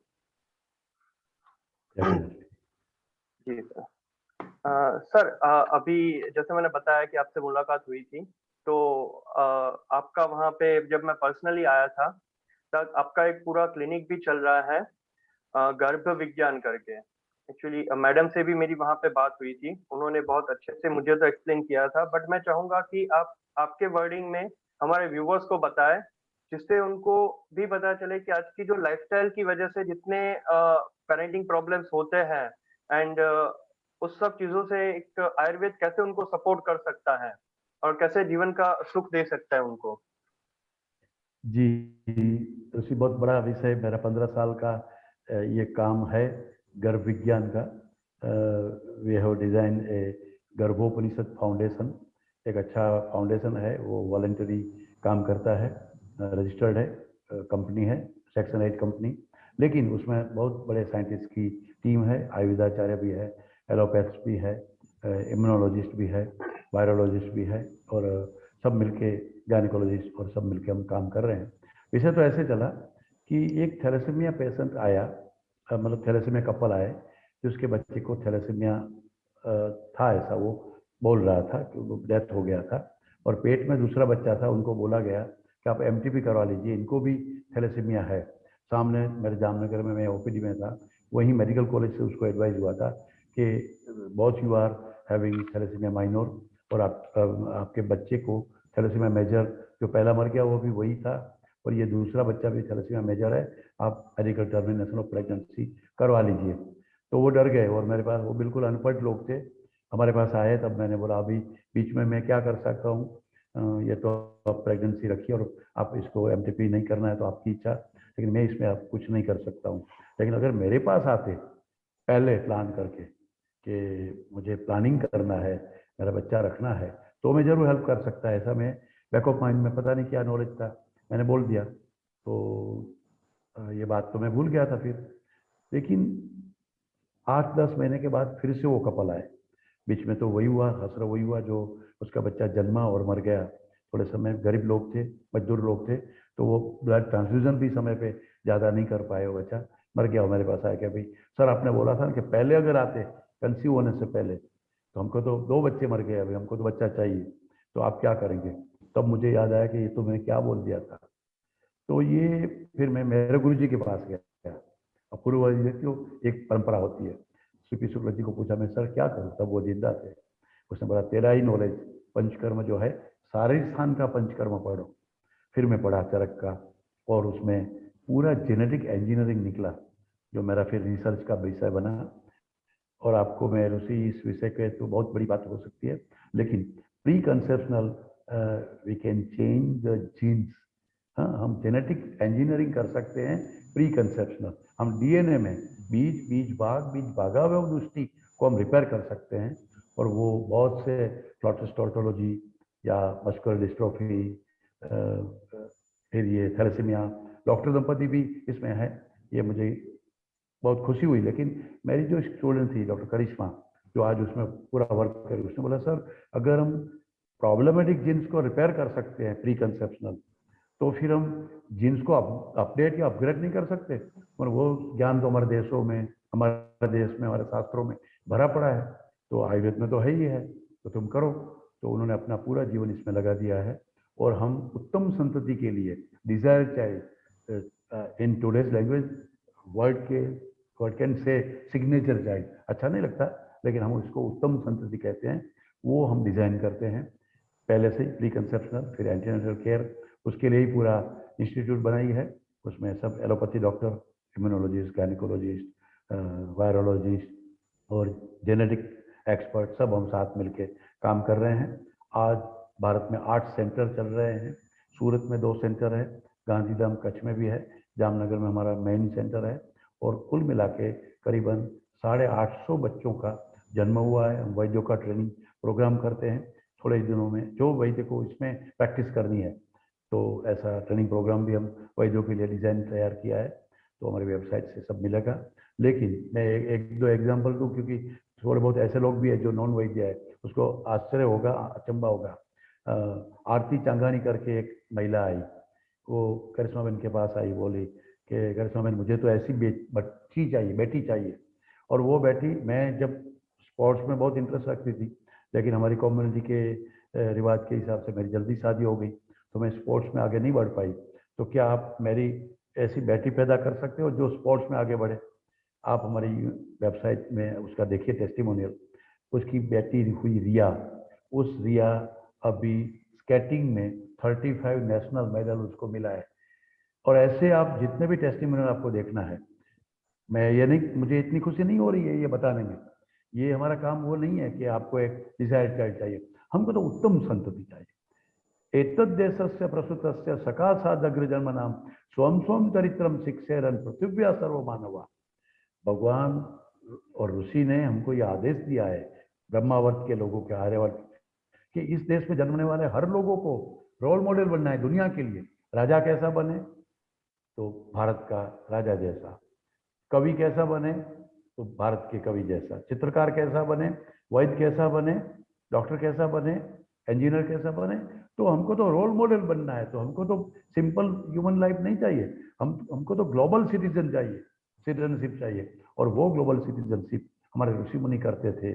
तो इच्छताम यादृशम पुत्रम, महर्षि भागवत ने, चरक ने हमको वो प्रॉमिस किया है, उस तरह से अगर करते हैं तो वो पूरा काम एक साइंटिफिक ढंग से आज के करंट एरा में ये हम काम कर रहे हैं। आप हमारी वैद्यगर्भा.com या गर्भोपरिषद फाउंडेशन.org जो वेबसाइट है, आप अगर वो देखेंगे तो उसमें पूरी उसकी डिटेल्स आपको मिलेगी। तो ये काम चल रहा है, बहुत से डॉक्टर्स ये अभी कर रहे हैं। कॉन्सेप्ट तो एक समय देना था, दिया, और जो हमारे अपूर्व वैद्यों ने जो दिया था उसको प्रैक्टिस में लाने की बस एक कोशिश की, जो आज एक बहुत अच्छे परिणाम भारत को दे रही है, दुनिया को दे सकती है।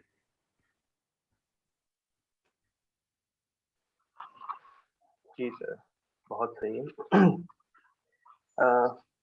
सर, आपका एक हम ऐसा बिलीव करते हैं कि जो माँ होती है वो बच्चों का अपने अंतिम श्वास तक अपने बच्चों का ख्याल रखती है। वैसे ही सभी तरह से उनका ख्याल रखना, एंड तो वैसे ही हमारी हिंदू संस्कृति में भी माना जाता है कि गाय को हम गौ माता बोलते हैं। एंड वही चीज है कि गाय हमारे सभी तरह से उनका दूध है, उनका गौमूत्र है, और बहुत सारे ऐसी चीजें हैं कि जो हमारे लिए बहुत उपयोगी रहती हैं और हमारा एक माँ की तरह ही ख्याल रखती हैं। तो एक सर आयुर्वेद में एक वर्ड था कि मृग आयुर्वेद, जो आज के टाइम में एक्चुअली इतना प्रैक्टिस में नहीं है। तो आपने एक गौ विज्ञान के ऊपर पूरा एक कॉन्सेप्ट है आपका, जो आपके एक कंपनी भी है और साथ में आपकी गौशाला भी है जो देखी हुई है हमने। तो उसके बारे में सर आप थोड़ा हमारे व्यूअर्स के लिए उस पर फोकस करें कि क्या क्या प्रोडक्ट्स हैं, कैसे बेनिफिशियरी है लोगों के लाइफ के लिए ये, कि what is important of cow.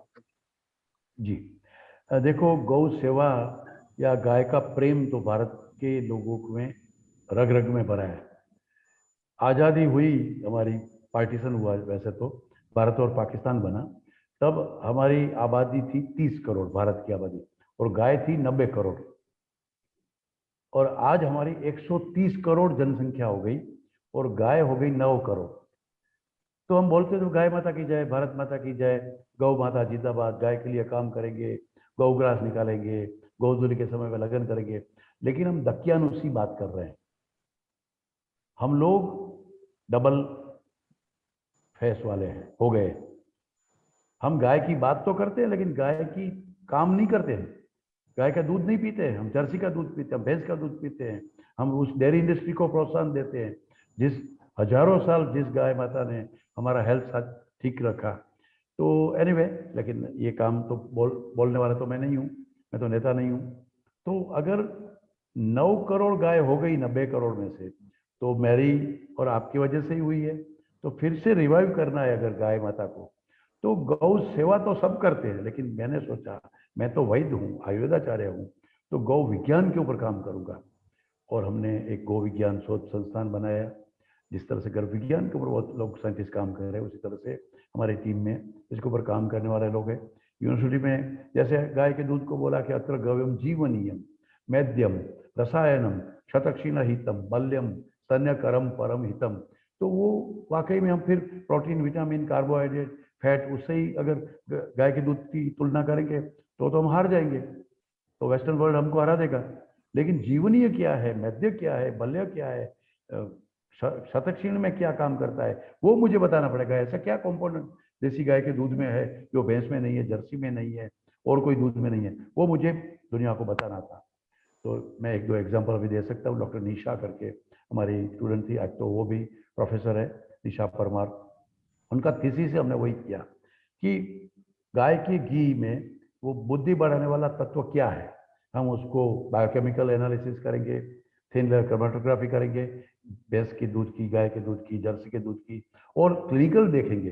तो हमने 30 वॉलंटियर लिए जो 40 से 60 साल के, जो मिडिल एज के हैं, जिसकी आंखें की थोड़ी क्षमता कम हो रही है, जिसकी उम्र बढ़ रही है, मेमोरी लॉस हो रही है, तो ऐसे लोगों को हमने लिया। मैद्य बोला है ना, चक्षुष है, तो हमने 2 फंडामेंट जो बताया था कि आंख के लिए अच्छा है, उसमें छोटे बच्चों के लिए 100 केस में उसकी कैसे रिफ्रैक्टिव एरर को कम करता है बच्चों में, और कैसे कैटरेक्ट को वो प्रोलॉन्ग करता है, वो 2 देखना था।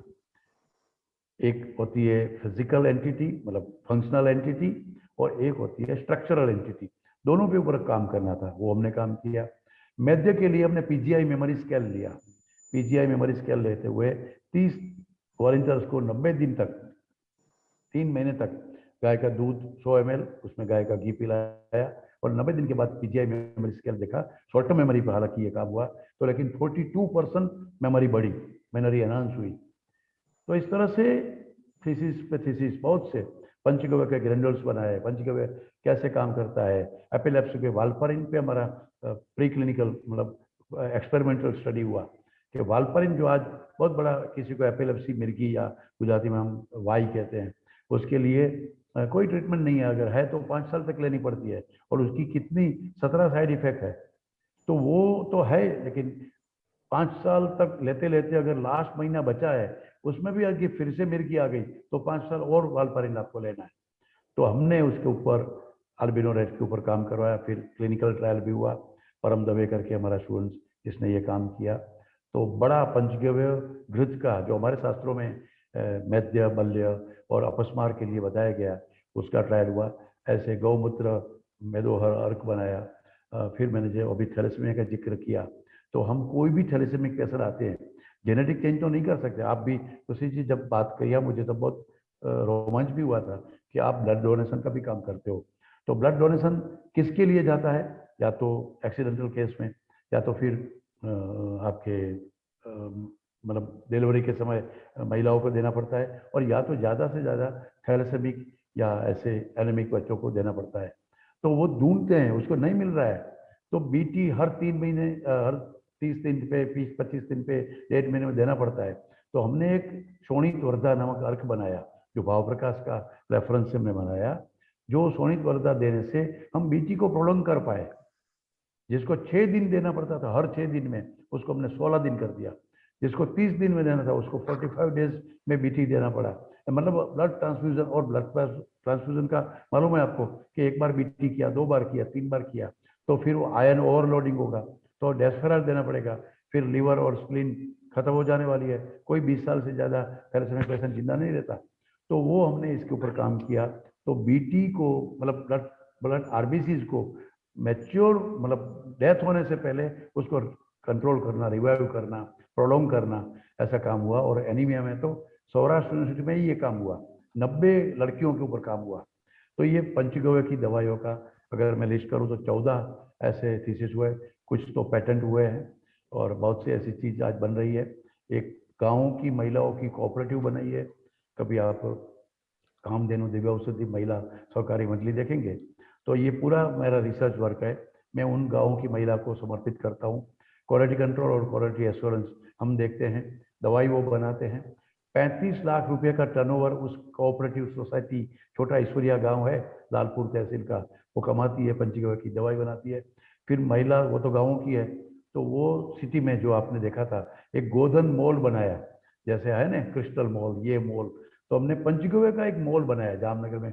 कभी आइए, पंचगव्य की 100 प्रोडक्ट है, सिर्फ पंचगव्य का ही मॉल है, तो वो आप जरा देखिए कभी। और वो सिटी की महिला चलाती है, वो कंपनी बनाई है उन्होंने, कामधेनु अर्थ सेतु। और वो बिजनेस मॉड्यूल कैसे गाय माता पैसा देती है, गाय माता हेल्थ देती है, गाय माता ज्ञान देती है, गाय माता हमारा स्वास्थ्य को ठीक रखती है। तो ये पूरा कोशिश गोविज्ञान फाउंडेशन से हम कर रहे हैं। कभी मौका मिले तो आप हमारा गोविज्ञान फाउंडेशन की भी वेबसाइट देखिए, और फिजिकल आएंगे तो जामनगर में हमारी बड़ी टीम है, अलग अलग विषय में काम करने वाली, आपका स्वागत करेगी। और उसके बारे में कभी मौका मिला तो और भी चर्चा करेंगे। लेकिन गौ सेवा से गौ विज्ञान और मेरे जैसे वैद्य, हमारे जैसे वैद्य की वही गौ सेवा है, ऐसा मैं मानता हूँ। ठीक है, ग्रेट सर। सर, आपके जो क्लिनिकल एक्सपीरियंस है वो सुन के मुझे एक बात याद आया, हमारे जो आचार्य ने बताया कि बलि पुरुषकारो ही देवमप्यर्धि वर्तते। आपके जैसे अपूर्व वैद्य के हाथ में है अभी आयुर्वेद के नहीं, आपके फ्यूचर, और हाथ में अभी है। चल रहा है वो अरे भी। आपके हाथ में है ऐश्वर्या, अब तो आपके हाथ में है। बच्चे आपसे पढ़ रहे हैं, हम तो कभी कभी आएंगे आपसे और हम बताएंगे। सीख रहे हो सर, आपसे हम भी सीख रहे हो एक्चुअली। सर, बहुत अच्छा लगा। एक और क्वेश्चन है कि आपने बहुत सारा आपके क्लिनिकल एक्सपीरियंसेस बताया, उसमें आपके सबसे अनफॉरगेटेबल ट्रीटमेंट एक्सपीरियंस जो होगा ना, उसमें कुछ तो अच्छा भी हो गया होगा, कुछ तो बुरा भी हो गया होगा, ऐसा कुछ अनफॉरगेटेबल एक्सपीरियंस है आपके ट्रीटमेंट एक्सपीरियंस में? नहीं, ऐसा तो मैं नहीं कह सकता, लेकिन मैं इसमें अलग एक बात कहना चाहता हूँ। जब आपने मुझे पूछा तो यही बात मैंने मेरे गुरुजी को भी पूछी थी, और वो चालू ओपीडी में बात हुई थी, और मैंने लगा कि मेरे गुरुजी कुछ गलत कर रहे हैं। आप सुनोगे तो बहुत आनंद आएगा, और मेरी पूरी डिजाइन, मेरे सोचने की डिजाइन उन्होंने बदल दी। एक बार एक पेशेंट आया जो जॉइंटिस का पेशेंट था, हसमुख करके नाम था उसका, और जॉइंटिस का पेशेंट था। सर ने दवाई लिखा, पूछा तो फार्मासिस्ट आया कि ये दवा नहीं है, ये नहीं है। गवर्नमेंट हॉस्पिटल में थोड़ी कभी कभी आउट ऑफ स्टॉक होता है, नॉन स्टॉक होती है, तो ये हो गया। तो फिर सर ने उसमें एक मेडिसिन लिखी, रजा प्रवर्तिनी वटी। तो रजा प्रवर्तिनी वटी लिखी तो मैंने, अब सर को कैसे बोलूं, आप जानते हैं ऐश्वर्या के रजा प्रवर्तिनी वटी Yes. तो महिलाओं को दी Menstrual जाती है problems. और हाँ। मेंस्ट्रुअल प्रॉब्लम्स के लिए है। तो मैंने बोला Yes. सर ये तो हसमुख भाई है, उसको आपने जॉइंटिस डायग्नोसिस किया और आप रजा प्रवर्तिनी वटी दे रहे हो, तो प्लीज आप उसको स्ट्रक करके बदल दीजिए या बाहर से लिख दीजिए, इधर दवाई नहीं है। तो कि बेटा तेरी बात सही है, मैं जानता हूँ कि इसको गर्भाशय नहीं है, इसको गायनेक प्रॉब्लम नहीं है, उसको मेंसिस प्रॉब्लम नहीं है, क्योंकि मेंसिस आता ही नहीं, लेकिन तुझे सोच आनी चाहिए जो मुझे आ रही है। देखो हमारे पास जो मुझे दवाई देनी थी वो नहीं है, और मुझे जॉइंटिस में तिलपिश सन्निभम यस्तु वर्चस सुजति कामली कालांतरात खरी भूतवा कृष्णा से कुंभ कामला। तो ऑब्स्ट्रक्टिव जॉइंटिस है। अब ऑब्स्ट्रक्शन है कॉमन बाइल डक्ट में, उसमें प्रॉब्लम है, तो आपको उसमें आपको कुछ पित्त विरेचक देना पड़ेगा। तो वो पित्त विरेचक अभी आपके पास नहीं है, तो आपको फिर देना पड़ेगा रजा प्रवर्तनी वटी, जिसमें एलेयक है, एडियो कहते हैं ना, एलोवेरा का एक्सट्रैक्ट Yes. है, तो उसने वो दिया। तो एक गलती जो मैं मान रहा था वो गलती नहीं थी, किस तरह से एक ढंग से सोचना चाहिए, ऐसा मेरा गुरुजी ने बताया। हालांकि जब आपने पूछा तो एक मेरी गलती एक दिन हो गई थी, मुझे वो याद आ रही है। लड़की वो मस्कुलर डिस्ट्रोफी की बेबी थी और खड़ी नहीं हो रही थी, लेकिन मैं उसका मसल पावर देख रहा था कि कैसे अगेंस्ट ग्रेविटी खड़ी हो रही है, और फिर बिठा रहा था। इतने में एक फोन आया, और फोन कोई ऐसा था जो मैं, और फिर मैं सीधा ओपीडी में चला गया, और मैंने उसको बोला था कि तुम खड़ी हो ना, बैठना, मेरे सामने करो। और फिर वो पेशेंट बेचारी को लगा कि सर बोल के गए, वो करना ही है। और कोई उसका साथ गार्जियन उस समय कहीं बाहर गया था, तो वो खड़ी हो रही थी, बैठ रही थी, और फिर तो अब उसका एटीपी रेशियो टूट गया, मस्कुलर डिस्ट्रोफी की पेशेंट थी, वो कितनी खड़ी रह पाएगी बेचारी, और खड़ी होगी बैठ पाएगी। तो वो गिर गई, और उसको जो डैमेज हुआ, और जब मुझे फिर ओपीडी में फिर मुझे नर्स ने बुलाया कि सर आपके एक पेशेंट, और तब मुझे याद आया कि ये मेरा क्या गलती हो गई। मैंने उसको इंस्ट्रक्शन इतना दिया, अब वो उसको बैठ जाना चाहिए ऐसा तो करना चाहिए था, लेकिन वो तो कितने वैद्य के ऊपर व्यक्ति विश्वास करता है कि वैद्य बोलेगा तब मैं करूँगी। तो मुझे बहुत उस दिन दुख हुआ, उस दिन खाना नहीं खा पाया। मेरी गलती की वजह से एक लड़की को बहुत डैमेज हुआ था। तो ऐसे केसेस बनते हैं, लेकिन भगवान फिर कुछ ऐसे ही काम करवाते हैं, तो जो उसका पाप का समाधान हम कर लेते हैं। सही बात है सर। ऐसे एक्सपीरियंसेस कभी कभी लाइफ में हमें कुछ ऐसी चीजें सिखा जाते हैं, और जिंदगी भर के लिए हमें कुछ गम भी दे जाते हैं। पर आप जैसे वैद्य हैं, आपके कुछ एक्सपीरियंस है, उनसे जो नई जनरेशन एक जो आ रही है आयुर्वेद में, उनको आपके एक्सपीरियंस से बहुत सीखने को भी मिलेगा ऐसी ही चीजें से, कि क्या क्या ध्यान रखना होता है, कैसे करना होता है। तो सर अभी आपका एक नेक्स्ट सेशन भी है, हमें थोड़ा आपने बताया हुआ था, तो हम ज्यादा आपका टाइम नहीं लेंगे। एंड अभी सर हमारे व्यूवर्स के कुछ क्वेश्चंस आए हुए हैं, तो एक दो अभी ले हम वो लीजिए, क्वेश्चंस एक बार कर लेते हैं, हाँ, कि उनके कुछ जरूर, डाउट्स है और आपसे पूछना चाहते हैं। डेफिनेटली। जी सर। सर एक रविंद्र कटाले जी का है क्वेश्चन। आयुर्वेदा हाँ, traces metal like mercury, sulfur for kayakalpa and rejuvenation, but recently people claim metals cause toxicity. What is your take on this aspect, and which are the credible organization in this regards? Ravindra जी तो बहुत बड़े officer है government के, मैं ज़्यादा उसका वो नहीं समझ लूँगा, लेकिन उन्होंने बहुत बड़ा अलार्मिंग जो हमारे सामने है उसकी मैं जानता हूँ, और बड़ी पोजीशन पे है रविंद्र जी, और वो बहुत आयुर्वेद को प्यार करते हैं, और आयुर्वेद को समझने की, एक बड़े आईएएस ऑफिसर होने के बावजूद भी वो इतना काम कर रहे हैं, तो हमको प्रेरणा मिलती है कि कैसे लोग आयुर्वेद को स्टडी कर रहे हैं। लेकिन उनका जो क्वेश्चन है वो बहुत जायज़ है, जेन्युइन है।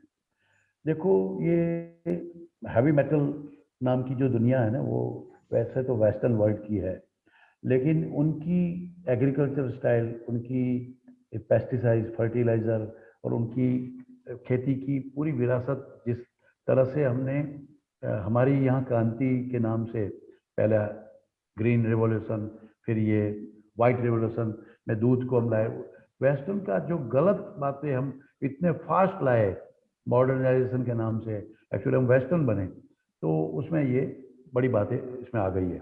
अब छोड़ो, वो तो कोई भी मेडिसिन में हैवी मेटल है वो तो चेक किया जाता है, लेकिन जब पारद यानी मर्क्यूरी लोगों को देना है तो कैसे दे सकते हैं? दे सकते हैं क्या? ये तो एलोपैथ के लोग या वेस्टर्न वर्ल्ड के लोग सुनते ही पागल हो जाते हैं कि भाई आयुर्वेद में तो औषधियाँ भी है जो पारद और बाकी मेटल से बनती है।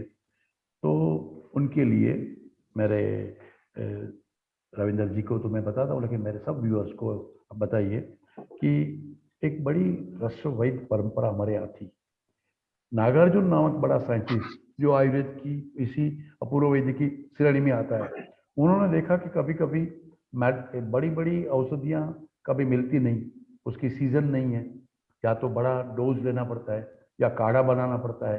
तो लेकिन छोटे स्मॉल अल्प मात्रा प्रयोगित्वा, छोटी सी मात्रा, कम से कम डोज में, और शीघ्र आरोग्य, अभी सबको इमरजेंसी है, सबको जल्दी चाहिए, तो आपको जल्दी रिजल्ट भी मिले और साथ में वो टेस्ट का भी प्रॉब्लम ना हो, जो काढ़ा का, दवाई का। तो ऐसा कुछ कर सकते हैं क्या? तो ऐसा उन्होंने उस समय सेंचुरी से, वो हमारा ही परंपरा के नागार्जुन ने और फिर ये नाथ संप्रदाय और सिद्ध संप्रदाय आज भी जो जीवित है, उन्होंने उसके ऊपर बहुत काम किया। और मरकरी से और बाकी भी मेटल से, धातुओं से उन्होंने उसके ऊपर वर्क किया कि उन धातुओं को कुछ हर्ब से, कुछ ऐसी औषधियों से, और खास करके गौमूत्र से, पंचगव्य से हम उसमें कुछ चेंज कर सकते हैं उसके मॉलिक्यूल में, जो और इनऑर्गेनिक है उसको हम ऑर्गेनिक फॉर्म में ला सकते हैं।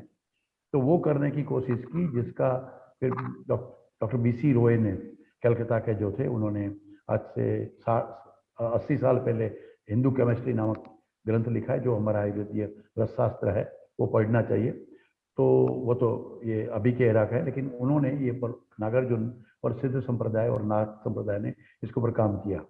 तो वो मर्दन करते करते, वो कूट देते रहते, भावना देते रहते, मतलब एक प्रोसेस करते करते हर्ब और मेटल को ऐसे प्रोसेस करते थे, फिर उसको ऐसे भस्म बनाते थे। वो करते करते उनका जो पार्टिकल साइज है, वो पार्टिकल साइज है जो हमारे सेल्यूलर लेवल पे जो टाइट जंक्शन है उसको तोड़ ब्रेक करके अंदर जा सकता है, जिस तरह से हमारा माइक्रो न्यूट्रिएंट जा सकता है।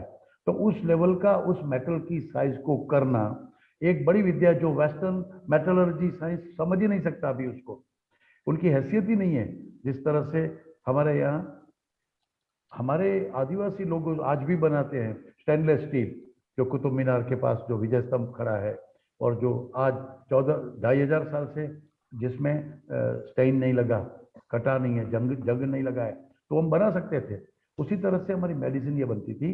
तो नैनो पार्टिकल और उससे भी ज़्यादा छोटी साइज पिको पार्टिकल हमारी मेडिसिन बन जाती थी। तो ब्लड ब्रेन बैरियर को भी क्रॉस कर सकता था हमारा गोल्ड की भस्म।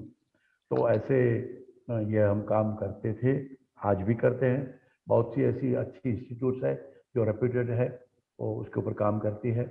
मैं किसी के नाम अभी तो इस लाइव मंच में तो मैं नहीं दे सकता, बहुत अच्छे लोग भी है और कुछ गलतियां भी कर रहे हैं फास्ट और या फाइनेंशियल गेनिंग में। कुछ फार्मेसिया ऐसी मेडिसिन जो स्टैंडर्ड होने चाहिए वो बनाती नहीं है, तो कभी कभी हमारे ऊपर आरोप भी लगता है कि आपकी दवाई से नेफ्रोटिक सिंड्रोम हुए, किडनी खराब हो गई, लिवर खराब हो गया।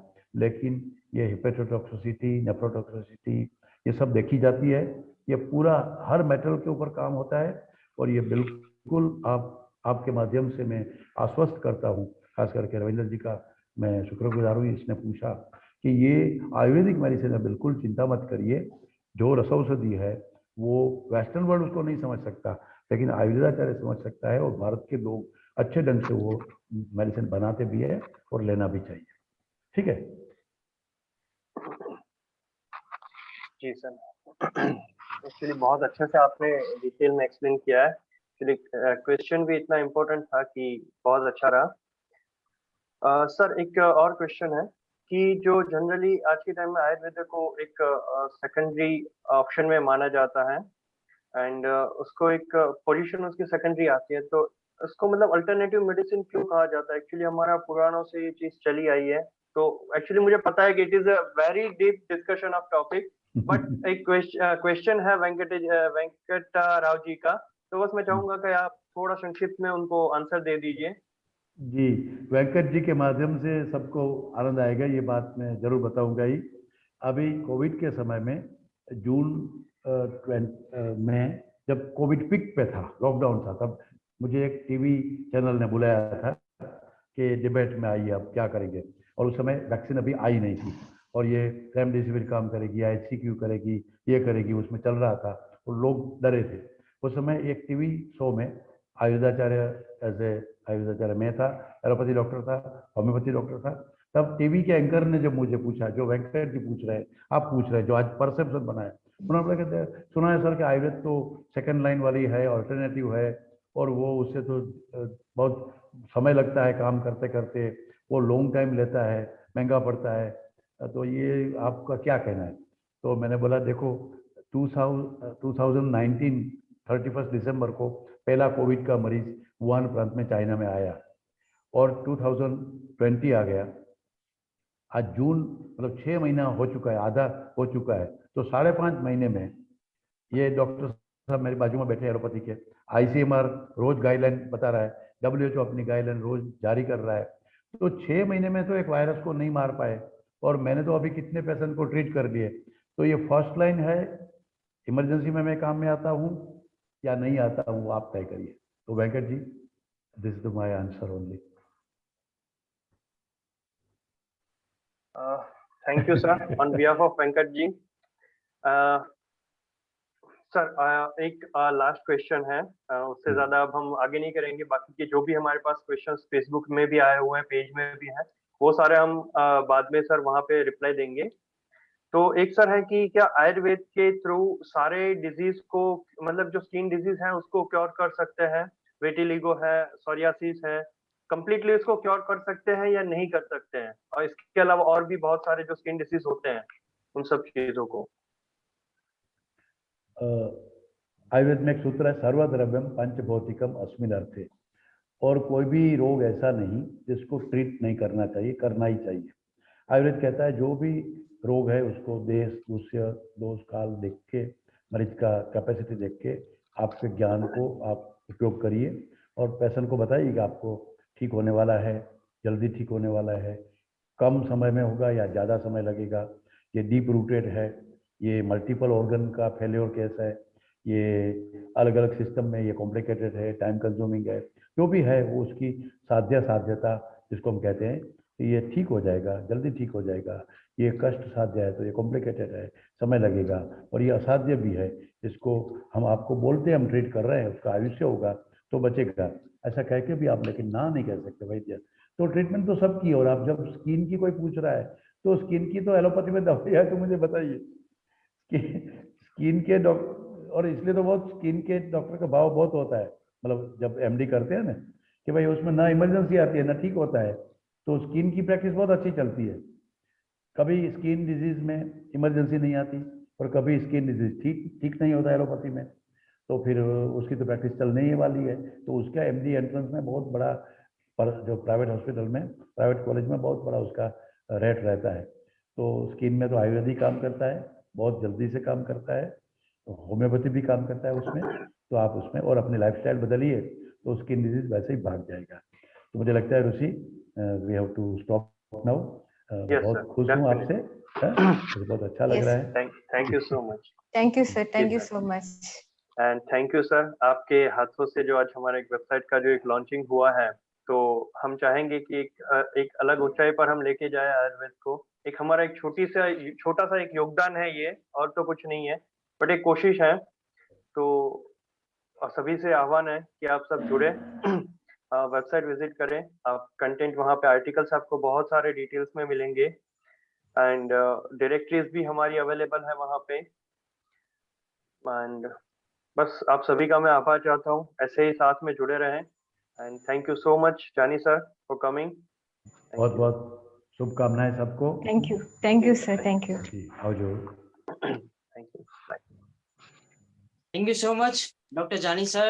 Thank you so much. Amit ji Thank you so much to Dr. Aishwarya ji और पूरी हमारी team community, the ancient Ayurveda magazine की ये जो पूरी कम्युनिटी है, सबका मैं अमित रिकमानी आभार व्यक्त करता हूँ। जैसे ऋषि जी ने आपको बताया कि हम द एंशिएंट ayurveda.com पोर्टल आज हमने लॉन्च किया on international digital awareness day के दिन। तो जितने भी मेंबर्स यहाँ जूम में जुड़े हैं, 1000 प्लस मेंबर हमारे अलग अलग फेसबुक के पेज के साथ कनेक्टेड है। तो जो भी मेंबर्स आज हमारा टॉक शो देख रहे हैं, सब लोग एक बार हमारी जो वेबसाइट है theancientayurveda.com विजिट कीजिए, और कुछ भी आपको क्वेश्चंस है तो इसमें हमारा हेल्पलाइन नंबर भी नीचे मेंशन किया हुआ है, तो आप वहां पे आपके क्वेश्चंस भी शेयर कर सकते हैं थ्रू व्हाट्सएप या through message. Thank you so much to all of you once again. आज के हमारे टॉक शो के स्पॉन्सर्स, हमारे होस्ट कोरिफी group, mirror image talk show, brains institute of design, click branding की पूरी टीम की तरफ से मैं अमित रिकमणी आप सबका आभार व्यक्त करता हूँ। Thank you so much to all of you. Eagerly waiting to meet again. Thank you.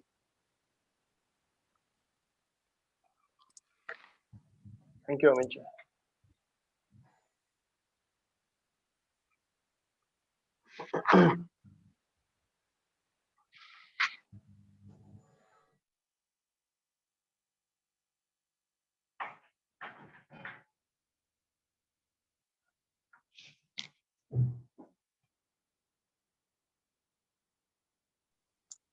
और हर एक मेंबर से एक रिक्वेस्ट है, आज का हमारा टॉक शो कैसा लगा उसके बारे में कमेंट देना मत भूलिएगा।